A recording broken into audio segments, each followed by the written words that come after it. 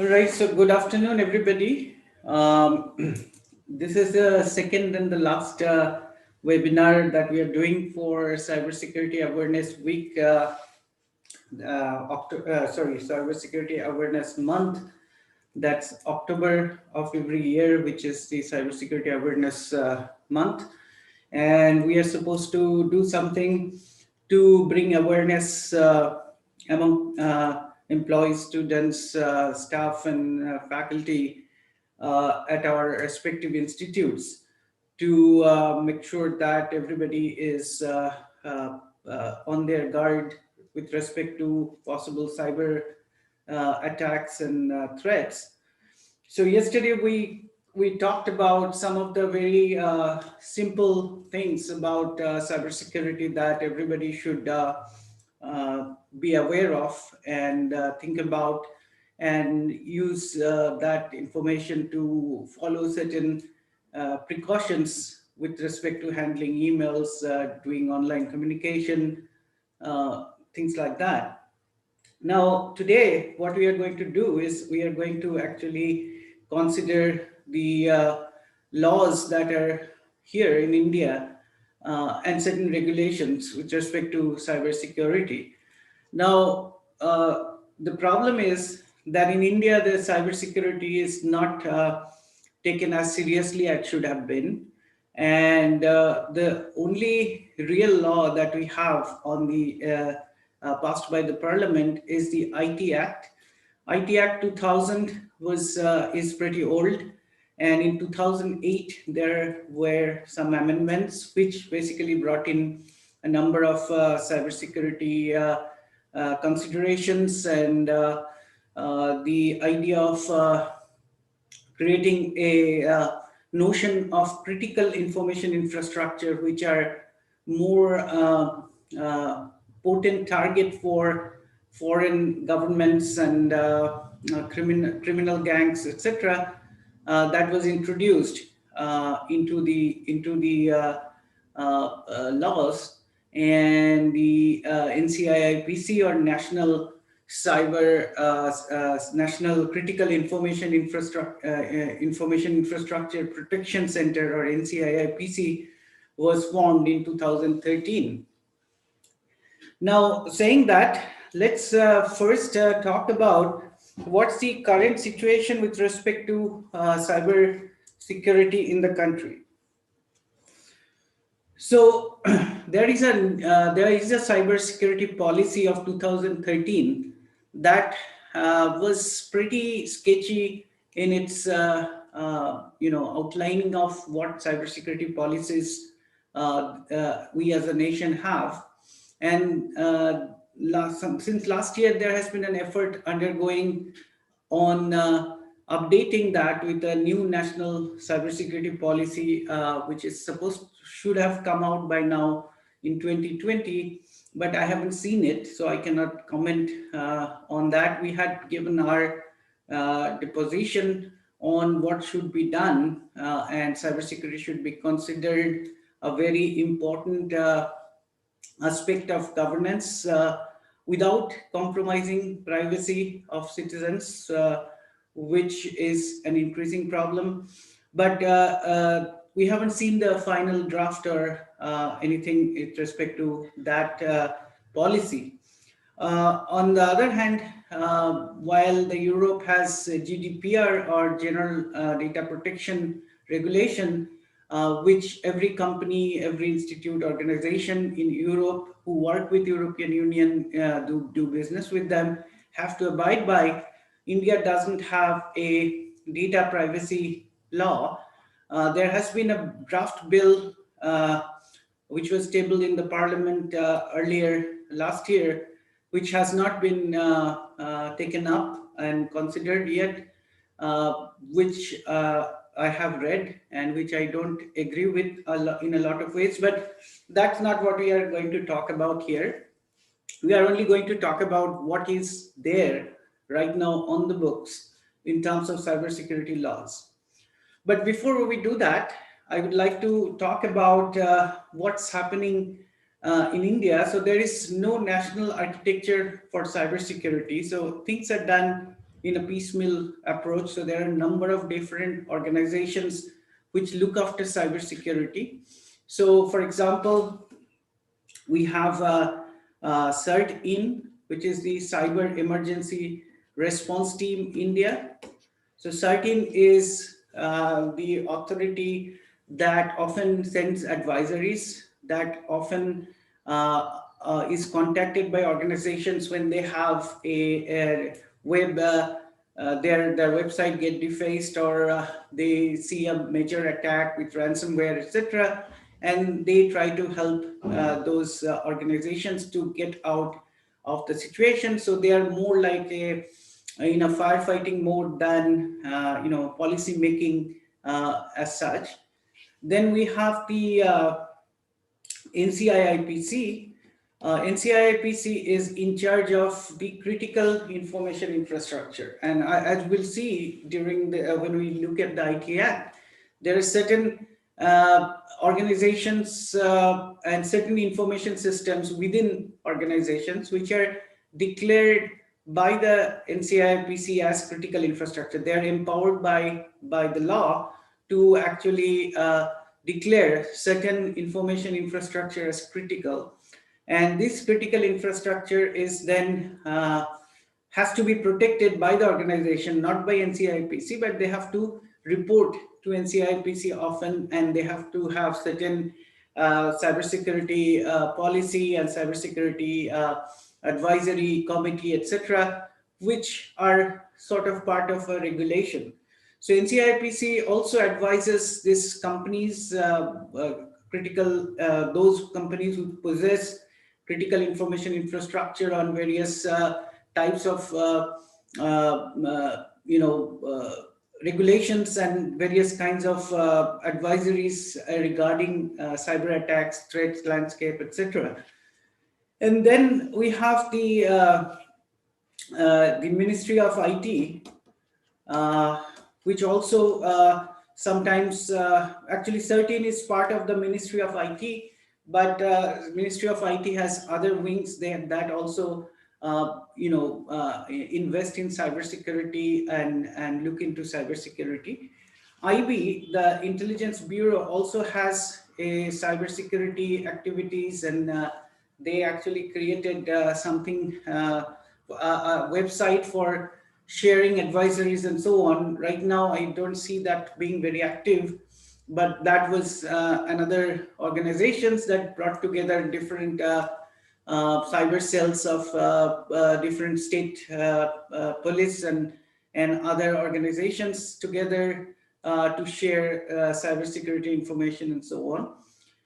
And then we have this in sector-specific regulatory bodies such as RBI. RBI has very elaborate regulation on what every bank or every kind of financial company that is under the jurisdiction of RBI should be doing with respect to cybersecurity, and we'll talk a little bit about that.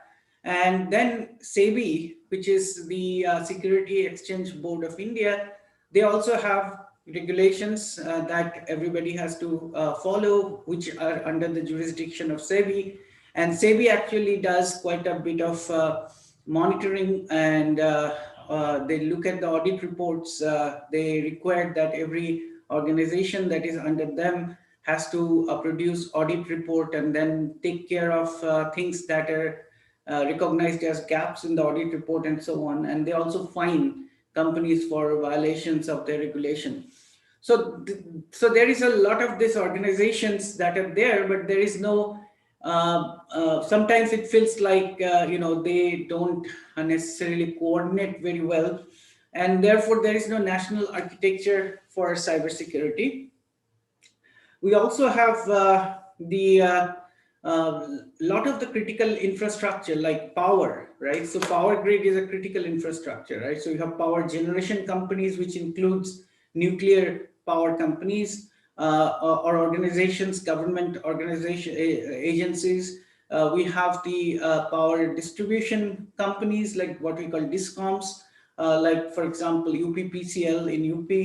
Similarly, you have this power transmission companies And all these companies are obviously having critical infrastructure, because nowadays power is controlled by digital control mechanisms. There are a lot of digital equipments in the power system to do monitoring as well as control, and therefore and they are networked together, so there is a lot of attack surface there. So these are critical infrastructure.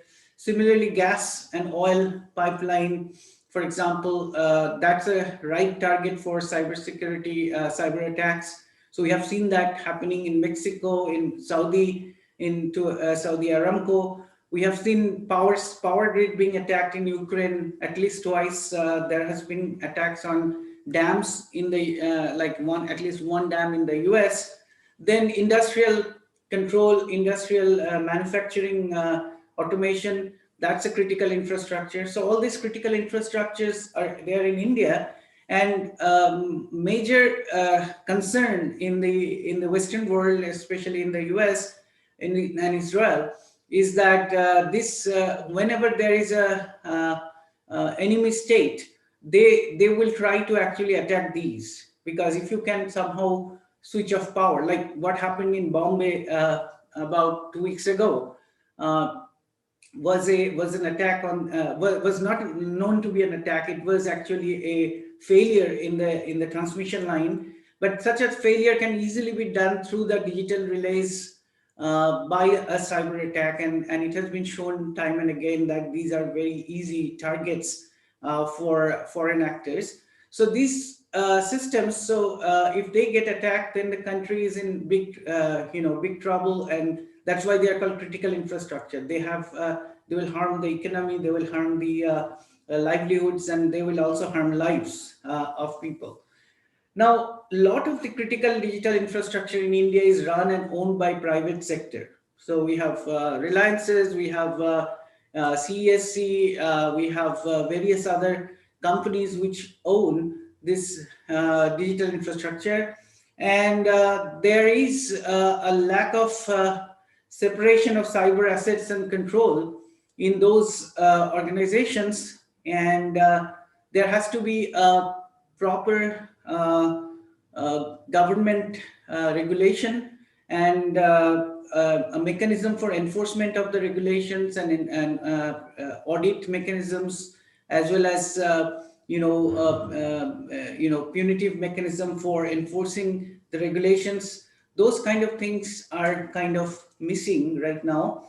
So no national system or structure to unify the efforts of private and government agencies to address and tackle the threats. So, so we have all these different concerns that we have. And then if we look at the data, so in 2019, we saw that according to some articles, 69% of Indian firms have faced serious cyber attacks. 69%, right? So that means 7 in 10 companies have suffered serious cyber attacks. Now, in India, there is no law for disclosure, right? So you don't necessarily have to disclose that you have been attacked to your customers and so on. So we don't know most of them. And most attacked were companies that are mostly in big metropolises like Bombay, Delhi, Bangalore, etc. Now, companies like Cisco, they actually do surveys, and they actually found that 53% of cyber attacks cost Indian organizations more than $500,000 a year. So in 2019, there were 53% of companies which actually had to clean up their after their cyber attack to restore the system and so on, about $500,000. Similarly, Indian financial system is quite vulnerable. So, for example, there was this case where a Singapore-based cyber firm confirmed that 1.2 million debit cards were available online, and so RBI had to ask the banks to actually cancel those debit cards and so on. So this keeps happening. There are some other cases, some which came in the news, some don't come in the news. So there are cases where, Cosmos Bank hackers stole about $13 million. So they actually attacked the ATM servers, and oftentimes these ATM servers are running outdated operating systems and very easy to hack. And two Navi Mumbai hackers transferred about $500,000 from hacked bank accounts. They did that using SIM frauds, as well as doing some other attacks.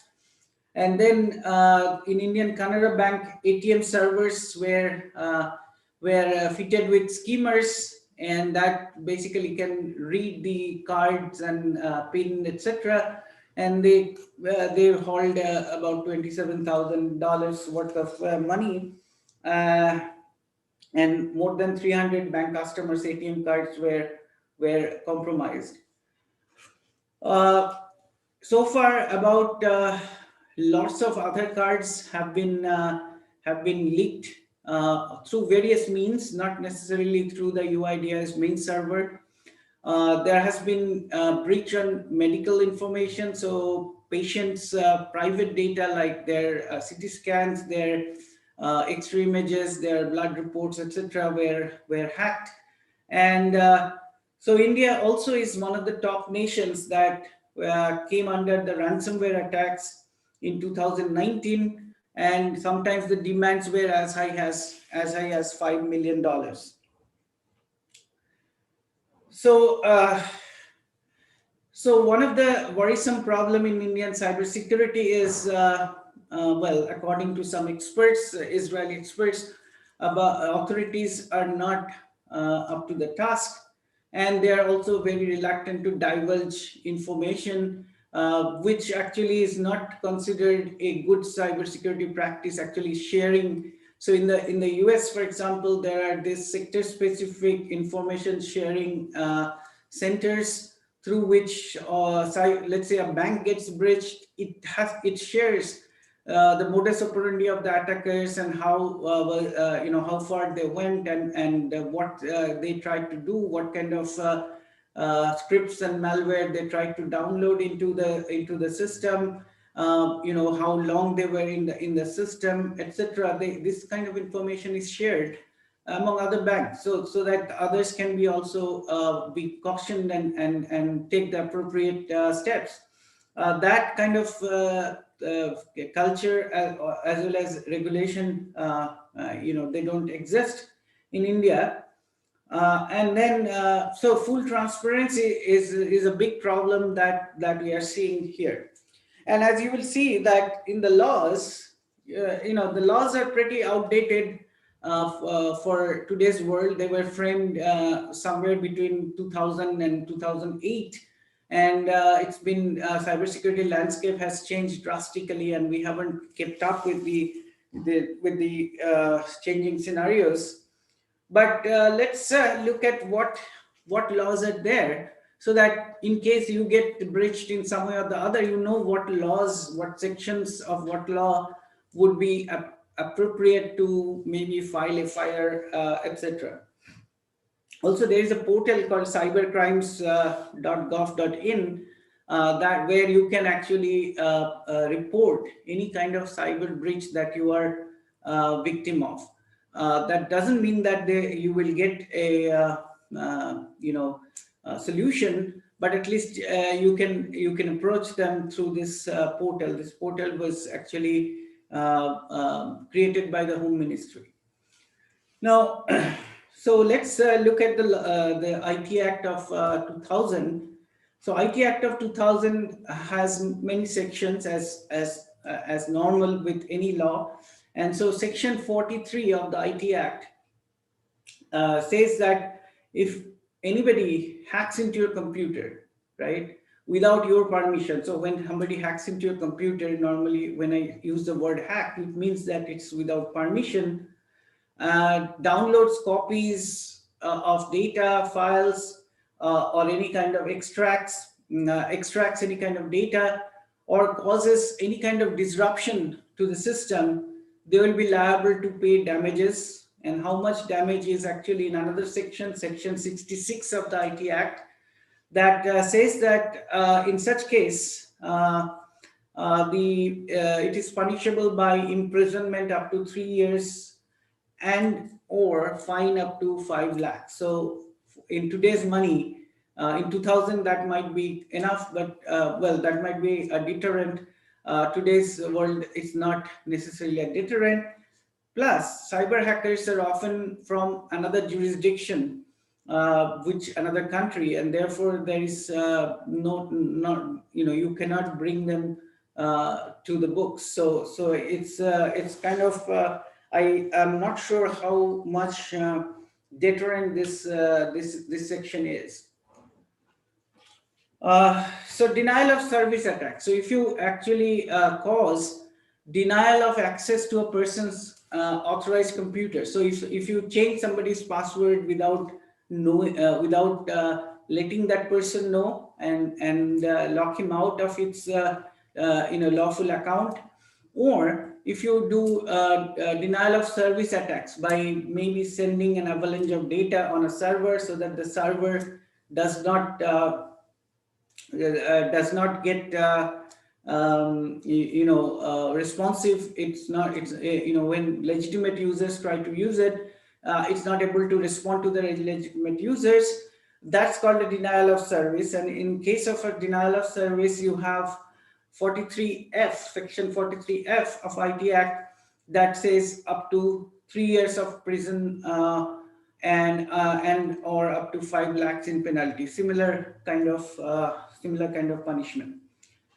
Now, there is also a section on cyber terrorism, right? So 66F talks about cyber terrorism, which basically says that something that is intending to threaten the unity, integrity, security, or sovereignty of India, or strike terror among people, causing denial of service to authorized person, to access resources, etc. These are punishable by life imprisonment. So depending on how the case is placed, if you do a denial of service and it can be somehow argued that created panic among users, like in that case, you can actually be liable for cyber terrorism, and then the punishment is much higher, life imprisonment. Now, phishing is, we talked about phishing. So yesterday, and phishing is about like impersonating somebody to send you an email, right? So somebody impersonate, like there has been a case, and this is not only in our organization, in many organizations, where a top level executive of the organization seemingly are sending email to others in the organization to call him or her to or contact him or her, and then basically it says that I need help, call me immediately, and so on. And apparently it comes from the email address of a real person, usually a boss. Such cases basically are case of impersonation as well as phishing, right? So although there is no specific phishing related law, but since most of the phishing is actually based on the idea of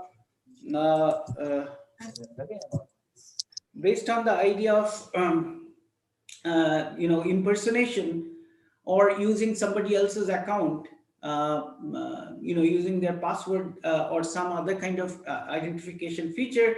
So that's actually punishable by 3 years of prison or 1 lakh in fine. 66C of IT Act basically specifies that. Now, why it is 1 lakh and not 5 lakhs like the hacking and others is not clear. There must be some rationale that was discussed in the parliament, but who knows.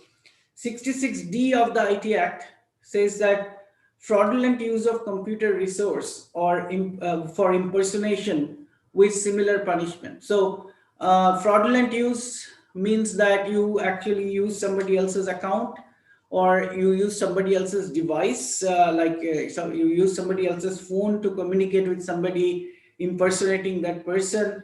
All these things are actually under 66D.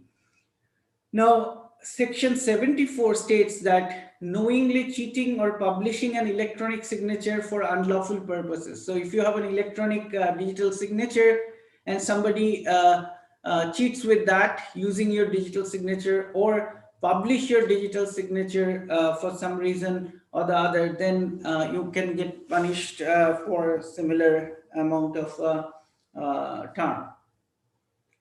So these are this is about phishing, although it doesn't say phishing as such, but it is kind of goes to the core of phishing, how you do phishing, etc. Now, it also specifies if you infect somebody else's system with malware, then also there is it comes under section 43, and basically the language says that if you introduce a computer with contaminant or computer virus without the owner's permission, you will be punishable and will have to pay compensation to the person affected. So there is a civil lawsuit also possible in this case, that will be holding that person responsible for compensation, but also a criminal case that may give up to 3 years of imprisonment and fine of 5 lakhs. Now, then, if you possess any hardware or software or tools to commit cybercrime, then it comes under section 66B. And first of all, mere possession is not criminalized. So you don't, because as cybersecurity researchers, we possess them. A lot of students will possess some something like Kali Linux, etc.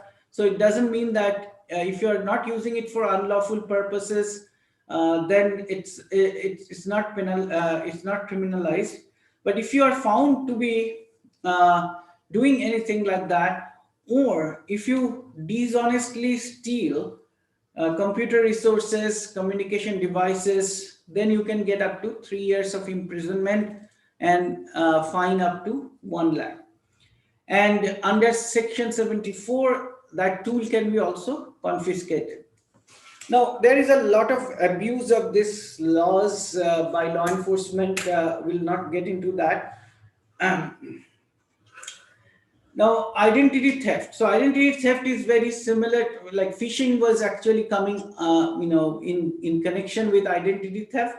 So, if you do identity theft for other purposes as well, then also not necessarily for phishing. Also, so you can use somebody's electronic signature, right? So you use their digital certificate or their private key somehow, and use that to sign a document or sign a message. Or use somebody else's password or OTP, etc. So then up to 1 year, up to 3 years of prison and 1 lakh fine. Also, other section of Indian Penal Code may actually apply. For example, section 419 of Penal Code 1860 gives punishment for impersonation and cheating by impersonation, which is irrespective of digital or real world cheating or impersonation, but this also can be added onto the charges. So electronic theft. So if somebody steals information from your computer, medical records or other kind of documents without the consent of the owner of the record or the document or the material, and this or he discloses the material to another person, then up to 2 years of prison and a fine of up to 1 lakh. Now, section 72A also says that if you are a contractor and I hire you as a contractor, and obviously to work for me, you have a lot of documents in your possession. Like if you are my tax preparer, or if you are my accountant, and you have a lot of information that rightfully belongs to me, not to you. You are entrusted to work with those documents and not disclose it to a third party, right? But if you do that without my consent, then you can get up to 3 years of prison and 5 lakhs in fine. Now, in all these cases, somebody has to complain. This kind of things happen all the time, and very few times actually police even are willing to take complaints. So that's a law enforcement issue. But as far as the law and the books are concerned, there is law protecting against that. Also, section 4, if that person that has all these documents, like for example, a banker who actually takes your Aadhaar card and other material copies and then discloses it to a third party, that's a criminal breach of trust by public servant or agent. And then Penal Code 1860s section 409 also can be added on to that charges. Also, section 63 of the Copyright Act can also be added to this, depending on what kind of material that has been disclosed. So if it is your program that you have written and somebody hacked into your system and got hold of your program, that is your intellectual property, and then discloses it, then Copyright Act will also kick in. So other offenses, so concealment or destruction of say source code, then section 65 of IT Act. So if you are a team working and then suddenly you decide that you will not share the source code that was written by the team, and you encrypt it or you destroy it or you refuse to give the entire code to the team, etc., that would be an example of a concealment or destruction of source code. And in that case, you can get up to 3 years in prison or 2 lakhs in fine. Then section 70 of the IT Act, which is securing access or attempting to secure access to protected system. And again, protected system has a specific definition in the 2008 IT Act. The protected systems are those critical infrastructure components that NCIIPC declares as protected system. So not like my desktop may not be a protected system, but the server, mail server of IIT Kanpur could be declared as a protected system, although it is not. But let's say a power company, UPPCL, their computers that control the power distribution is a protected system, and those systems, if you hack into, then you're that's a protected system access unlawfully, and that will give you 10 years of prison. Now comes the question of what responsibility does as an organization one has. So you as organization may collect a lot of data on customers, on students, on employees, etc. Now, all this information, some of this information, although we don't have a Data Protection Act, but there are certain information that normally would be agreed on that are considered personal information, like my Aadhaar card number, my PAN card number, possibly my mobile phone number, maybe my health information, various things, my salary details, my bank information, etc. So as an organization, if you collect that information, then it's incumbent on you to protect that information from hacking, from leakage and unlawful disclosure. Now, in case as an organization you fail to do that, like for example, you as a company fail to protect that data, then section 43A of the IT Act says that an uncapped compensation for failure to take adequate measure to protect any sensitive or personal data or information held by the organization may be due to the person who is a victim of this disclosure or leakage, right? Now, I have not seen this playing out. I don't know the case, any case history of this actually happening in India, and information often gets disclosed. As I said, that many data sites, government sites, have disclosed people's other information, etc. So I don't know how far this law actually is applied or enforced, but there is this part that you can actually bring a civil suit against the organization asking for compensation under this section. Now, other than IT Act, which, as I said, that falls inadequate in the face of changing landscape of cyber threats, there are other things that are also there. So, so for example, certain rules of 2013. So 13 came into existence in 2013. Their job is computer emergency response, which means that if somebody gets breached or somebody gets ransomware, etc., then you can call CERT-In and they will send a team, or they will help you out in getting your system cleaned up and stuff like that. They are supposed to also do a lot more than just this, but I'm not sure how far their manpower and budget allows them to actually do this more proactively. So certainly they do a lot of reactive stuff, and they often put out information about various kinds of cyber threats. They send it to CISOs of various companies, etc. So, certain rules actually require that individuals and corporate entities must report certain types of cybersecurity incidents to CERT-In mandatorily. Now, I'll come back to this. What kind of cyber incidents are supposed to be reported to CERT-In? I'll have a slide on that. But if one of those incidents happen with you or an organization, by certain rules of 2013, you are supposed to disclose that to CERT-In, so that they can actually take the precaution. They can advise you. They can also advise other people that such things are happening.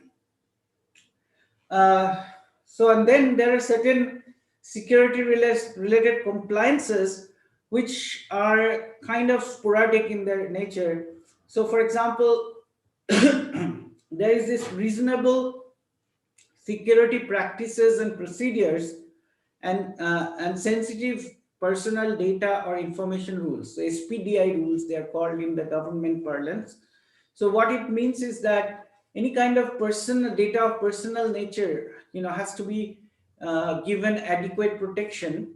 And they actually recommend that you are ISO 27001 certified or equivalent certified, right? So ISO 27001 is actually sort of a standard for cybersecurity of IT systems, and that compliance is often sought after compliance certification.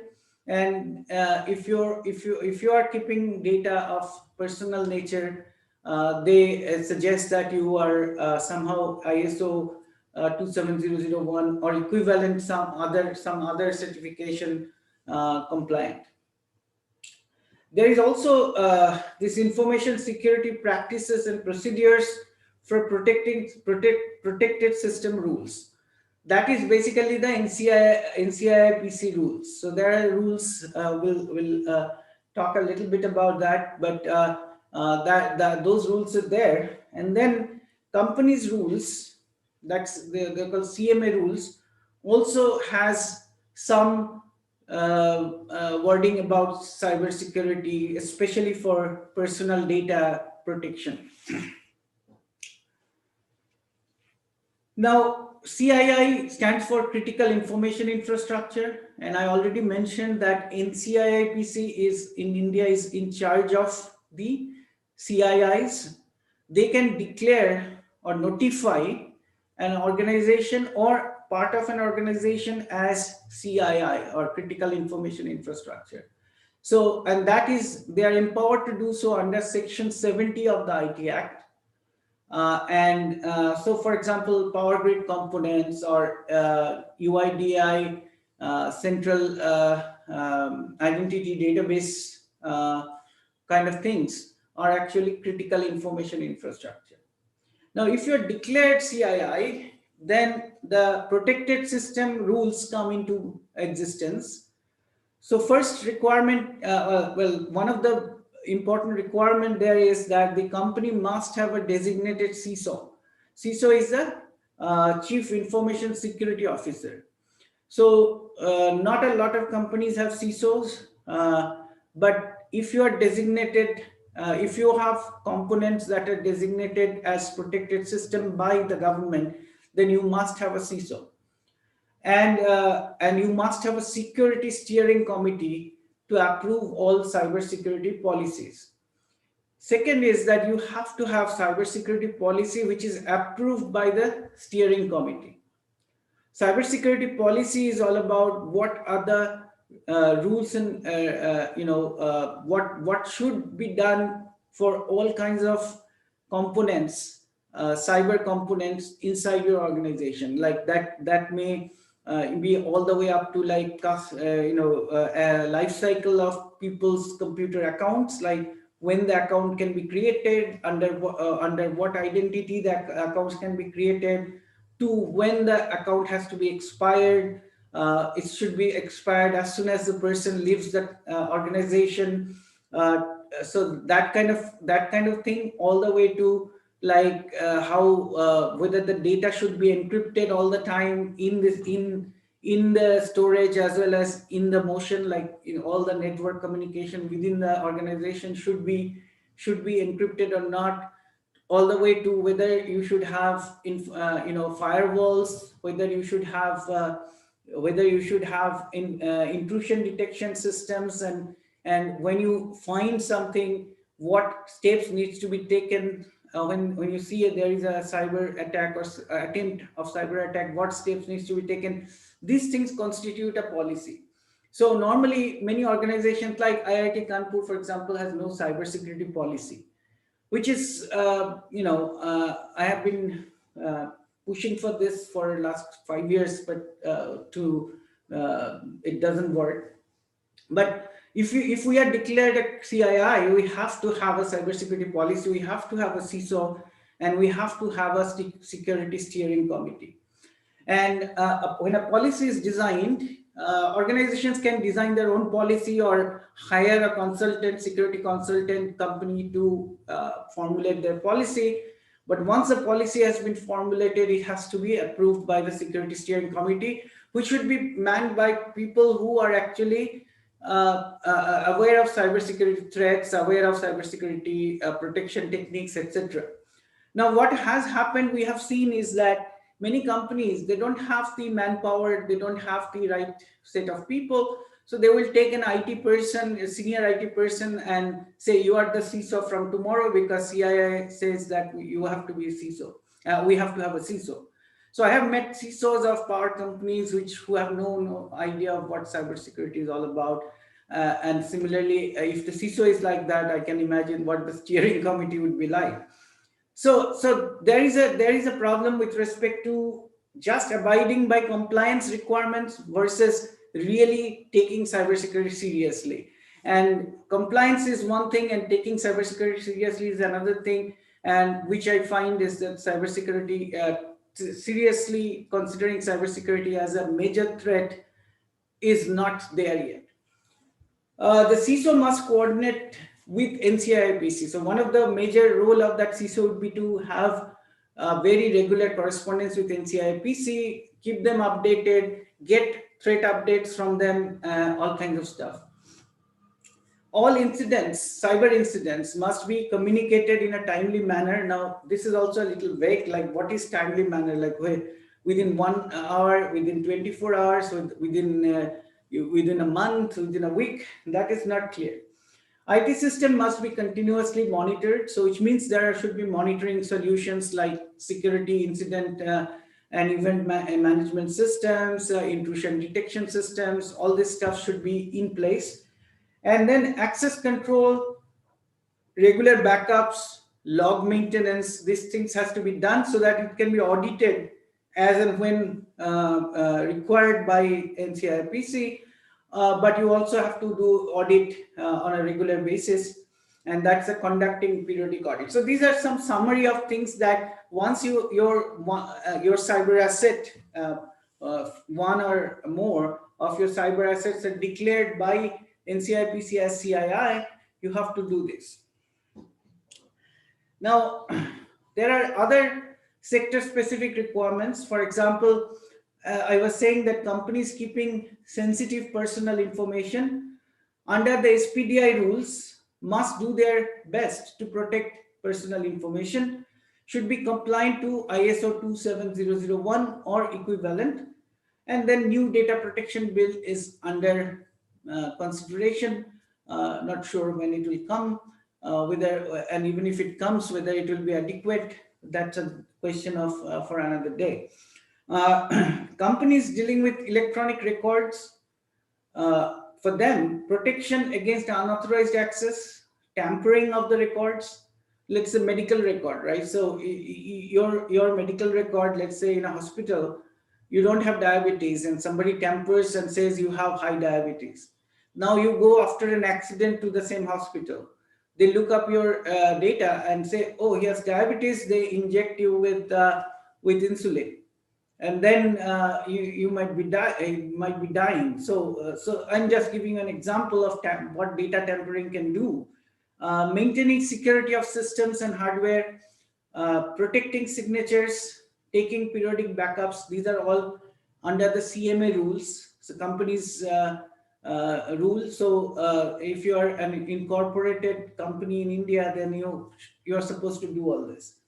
Companies with protected system, of course, that is under NCIPC. CISO must work closely with NCIPC. Now, also, as I said, that certain sectors, especially in financial sectors, the regulator is a lot more proactive. So companies under SEBI, for example, the Security Exchange Board of India, they have all these companies, all the stock market players like stock exchanges like BSE, Bombay Stock Exchange, National Stock Exchange, etc. They have brokerage houses. All these things come under SEBI's regulation. And SEBI's 2015 guidelines are quite elaborate, actually. And I have been on their committee, so I know that they take their job very, very seriously. They do periodic audit. They actually penalize monetary penalty to companies which fail to address cybersecurity gaps in their infrastructure. Audit reports are actually periodically checked, etc. And then we worked on a new updated guideline, which is supposed to come in 2020, but with COVID, etc., I'm not sure if it will come in 2020 itself or maybe in 21. For banks and NBFCs, that is non-banking financial sectors, there is RBI guideline of 2016, which is very similar to 2015 SEBI guidelines, pretty elaborate. And RBI also takes cybersecurity pretty seriously, although I have I'm not sure how effective is their audit process is. One of the problem with what I found in RBI guidelines is that it also requires you to have a CISO, it requires you to have monitoring tools, it requires you to have firewalls and all that stuff. And I was giving a talk to Cooperative Bank, the NABARD, which is a organization that of cooperative banks, and the IT people were in the class, and they said that they have only one IT person. That also, they're situated in remote areas, villages, and so on. So getting a cybersecurity person to be CISO and actually do adequate cybersecurity practices is kind of impossible. So So there has to be some better option like managed security through through RBI itself, etc. Maybe something that needs to be done. For insurers, there is an IRDI guidelines, which is a regulating body for insurers. Now, earlier I said that you have to report certain incidents that may happen to your system to CERT-In and other authorities like NCIPC, etc. So what are those incidents that they say that if you notice them, you must bring them to the attention of CERT-In, for example. So one thing that to even know that these things are happening to your system, you have to have adequate monitoring of your infrastructure, right? You cannot just see them in just sitting there. You have to have the right tools. You have to have intrusion detection systems. You have to have SOC or security operations center or some form of security operations. Some kind of a SIEM or security event incident and event management tools, some things that you have to have in order to even notice these things are happening to your system. Now, if some real breach happens and you suddenly see that your systems are shutting down or your system got encrypted, that's too late, right? So that's not that's after the fact, and then you have to do recovery from that, etc. But you have to also continuously monitor your system for signs of things that may happen, right? So that you can address them as soon as possible so things don't happen. So one thing that attackers often do is that they scan and probe the networks. So there are lots of tools there to actually scan and probe various networks, right? And unless you take the right precaution, right firewall rules, etc., they can probe very deep into your enterprise network or organizational network. Now, if you don't have intrusion detection systems, you cannot see that this kind of things are happening. So assuming that you have those, so you should notice them. Once you notice them, you have to actually appropriately change the firewall rules and do other things to actually stop them. But the fact that it is happening, from which IP address it's happening, all this information that you collect, you can actually tell them to CERT-In so that they can actually look into that. Now, any compromise of critical systems and information, of course, you have to tell NCIPC and CERT-In possibly, because they are not necessarily talking to each other on a daily basis. Any kind of unauthorized access. So you suddenly see that somebody else came into your system. So to note that, sometimes, if you're very vigilant personally, you might see that some files have changed, or you look at the log and you see that there has been some activities on your machine that you don't recognize. So you report it to your IT people that, look, somebody was in my machine or in the server, whatever. But usually that manual way of looking at these things is not going to be adequate. So you have to have honeypots and client honeypots or honey tokens. So these honey tokens are basically decoy systems that you have to protect your system. So if somebody comes into your mailbox and you have a honey token, they will touch the honey token and you will get an alert. If somebody goes into your file system and they open that honey file, then you will know that somebody was there. Or if you create honey credentials, so people actually try to use that credential to log into your system, and somebody is doing all this, right? So those kind of adequate tools and technologies should be there in order for you to know that there has been an unauthorized access. Now, if your website get defaced, and we see that often many ministry websites get defaced and all that stuff, if there is an intrusion into the website, or somebody inserts a malicious code, does cross-site scripting, all kinds of things on your website, then certainly you must tell the CERT-In. But before that, you must also adequately protect your website, and your you just don't willy-nilly start a website. Like last week, one of our departmental faculty had his website completely compromised. It wasn't compromised until we got a report from this one of these agencies, and then we tried to compromise it, and we found that we can actually take over the machine. So we immediately shut down. We asked the departmental IT team to shut down that server immediately, and told the professor that you need to do a cyber audit of your website before you bring it up and make it world accessible. Because once a person compromises your website, gets a foothold on your server, and your server is connected to our network will get compromised, right? If somebody gets a root access to your server, which we could get, then we can get this kind of a problem. So in an organization like I see like in IIT also, that people are allowed to put up their own, just buy a server, put up their website, get an URL, open the port 44380 by talking to the CC, and then they have vulnerable websites. But those vulnerable websites can actually completely compromise the entire network, not only just their machine.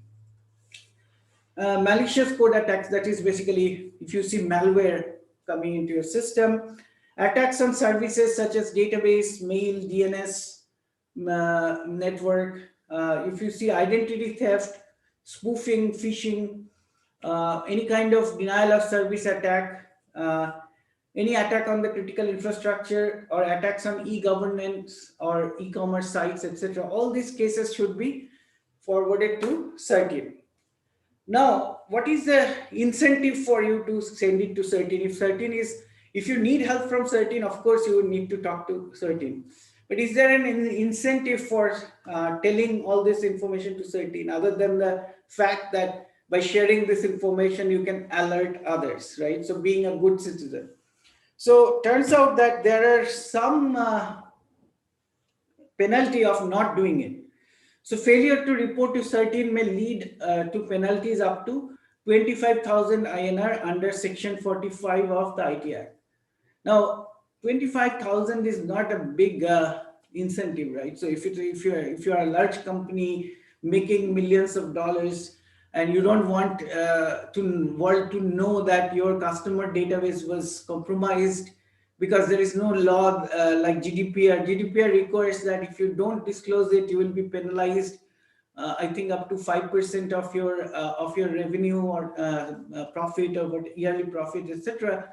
We don't have any of that stuff. So if you want to keep it hush hush, which is often the case in India, then 25,000 rupees risk is no risk, right? So this is not a good incentive. This may also lead to criminal penalties under Section 70B of the IT Act, if they know, right? So once they know that you hid that information, maybe they will prosecute you. And then separate actions may be taken by sector-specific regulators. Like, for example, SEBI requires that all such things should be informed to SEBI. RBI requires all that things should be also reported to RBI. If you fail, that's a non-compliance of the regulation, and they can actually levy penalty on you. That's a separate penalty. Now, Section 85 of the IT Act also puts liability on companies. So any person supervising the affairs of the company at the time an offense is committed can be made liable. Now, this is not for the victims of the cybercrime, but if your company is involved in the cybercrime, then even if an employee does it, if you are at the helm of the company, you may actually be liable. Section 85(2) states that in contravention of a rule, direction, and order was done with the consent or connivance of a director, manager, secretary, or officer of the company, such person will be held liable, right? So if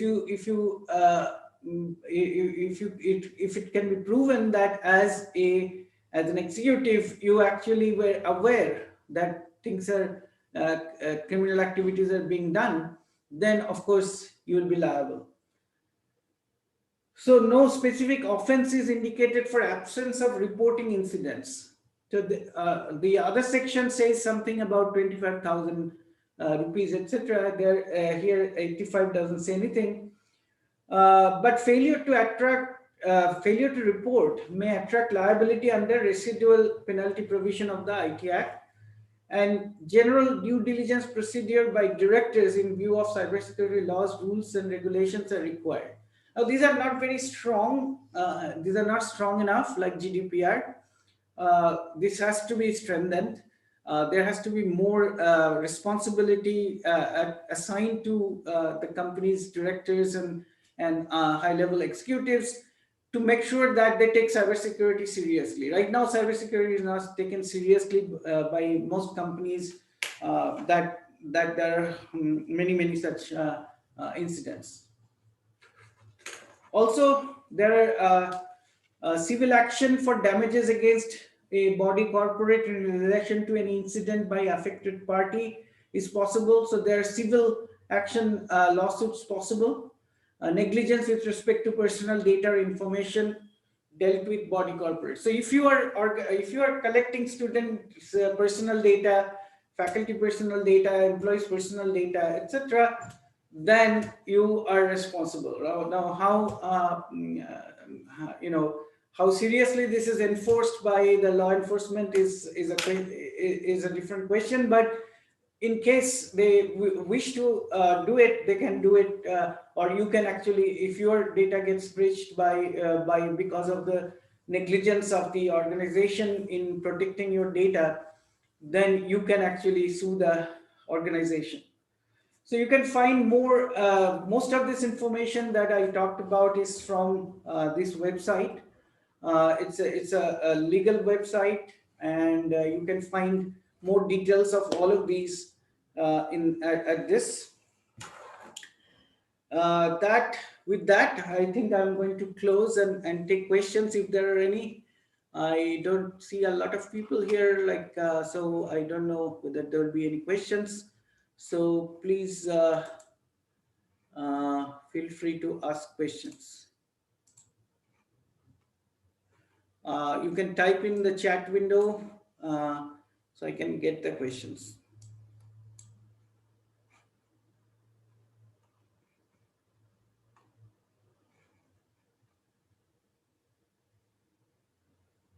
Okay, looks like there isn't much question here.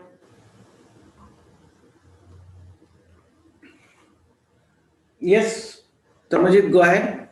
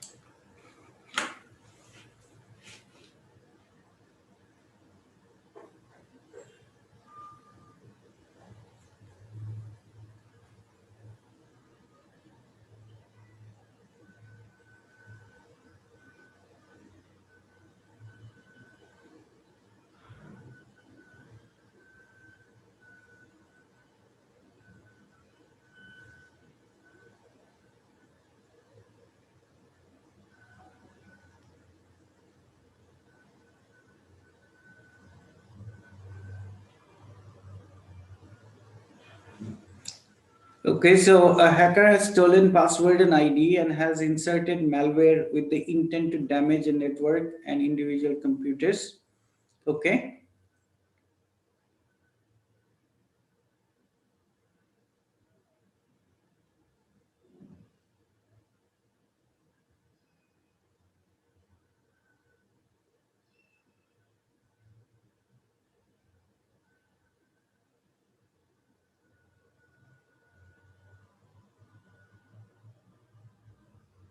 So I guess a question will be coming.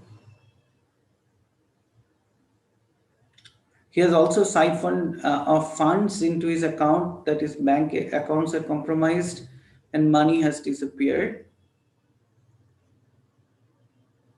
Okay.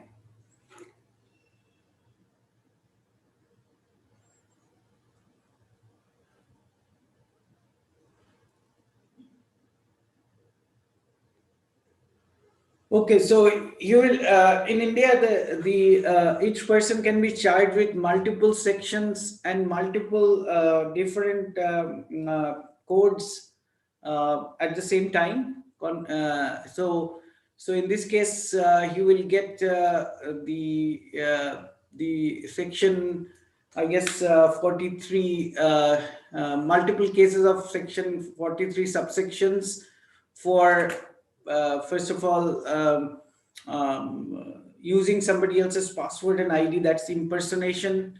Then he gets, and hacking. So two counts there.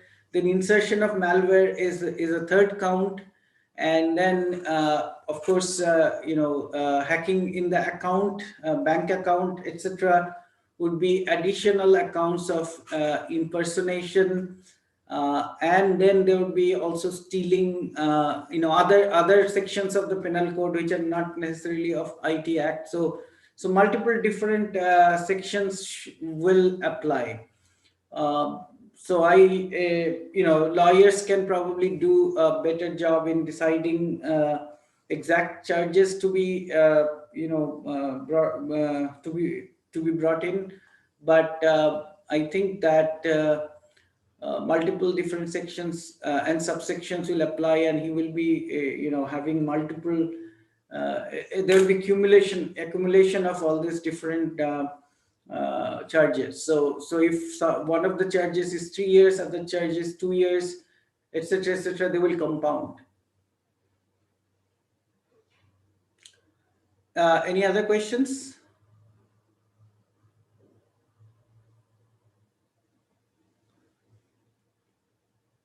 Okay. So I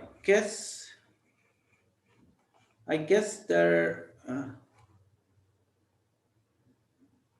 Thank you, Tamajit. So I think that today people are tired from yesterday and today, 2 consecutive days. So I'll leave you at this.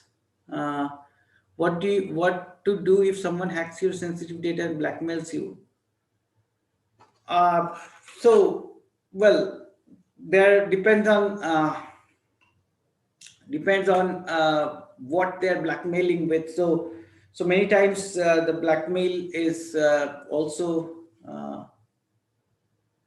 the recording is available at the YouTube section, as YouTube. So I think when I sent out the account, the Zoom information today, I also mentioned the link for the YouTube, so you can get it there. Now, in terms of this blackmail thing, so there are multiple different things. So there is something called scareware, right? So the last year there was a case where I talked about yesterday about this site called Have I Been Pawned. This Have I Been Pawned place where if you go and type in your email address, it will tell you whether your email address has been compromised through some database breach. Now, many times we use our work email as our username at, let's say, Netflix or something, and the password there is not same as the password of my work email. Now, if Netflix get breached, then what is compromised? Your work email as your username, but the password that got breached maybe is the password that you had in the Netflix. So your work account is still okay, but your password in Netflix got breached, right? Now, last year there was a case when a lot of people were getting email, and I got asked about them. So these emails say that I got your I have compromised you in the past, and here was your this was your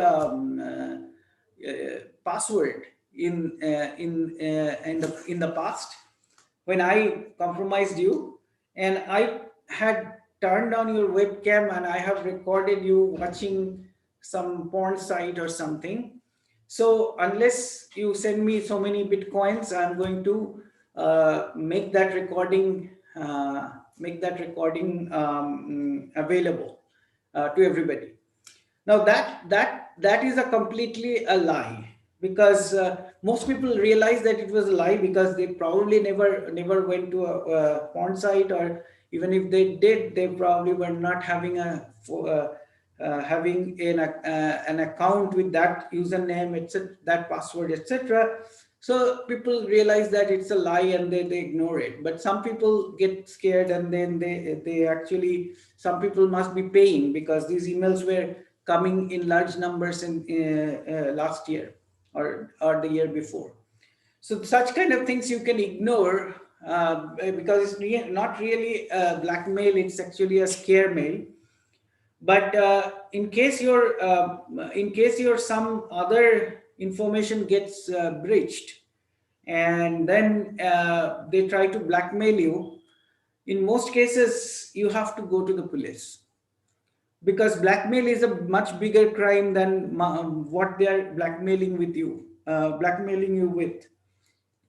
So I would think that, going to the police and coming uh, uh, outpacing the blackmailer by saying to your whoever you are worried about knowing it, that this is something that's coming out, this is something that that information you probably don't know about me, but this is how it is. So but you don't submit to the blackmail, because paying ransom is also illegal, and therefore you probably should not be playing, and paying blackmailers never works, because they will repeatedly blackmail you, right?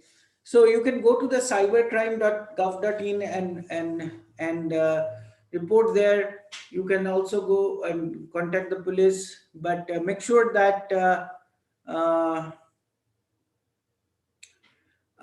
so that was the that's what I would suggest.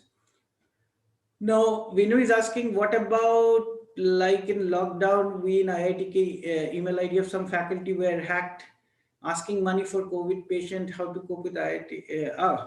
That was not really, that was not really account getting hacked cases. That is what is called as email spoofing, right? So email spoofing basically means that somehow the email has been doctored. So if you actually look at the email address, it says, let's say, director's name, but actually the email address is a Gmail address. So those kind of things actually are to have impact on people who are not looking at the email very closely. So whenever you get an email, especially things like when somebody is asking you for money, or asking you to call back, or asking you to email back, etc., you very read the fine prints of the email header. Look at the email header very closely and see whether that email header actually is an email header of the person whose name is there as the originator of the email. And most all those cases in IIT that happened, none of the email addresses were the real email addresses of these people. They were created by somebody, and they do some social engineering. So what they do is that they do information gathering by going through the website. So they know the hierarchy. So they know, like, when a lot of department heads' name was used to send email to his departmental colleagues, right? So because they know who these guys might be connected to. So this kind of stuff was happening. So it was not really a hacking incident. It was more like a very, I would say, poor attempt to impersonation, but anybody who can look at this email header can easily tell that this is impersonation, and they can ignore it. And in the worst case, you have to call the person. If you see that somebody is telling you to send money, etc., you should certainly call that person and talk to them. And don't use any phone number that's given in that email. You find out their authentic phone number, call them and say, did you send me an email asking for money, etc., and then you decide. So I think that case was not really a hacking case.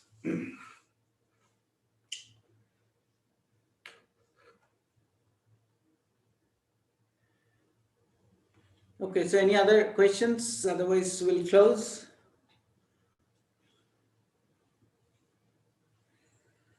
All right, so with that, we end our Cybersecurity Awareness Month program. We got informed a little late, so to do something. So we only did 2 webinars, and just by myself.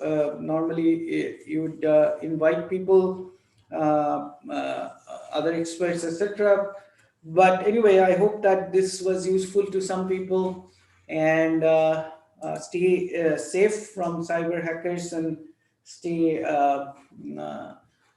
very vigilant, so that nothing you don't fall victim.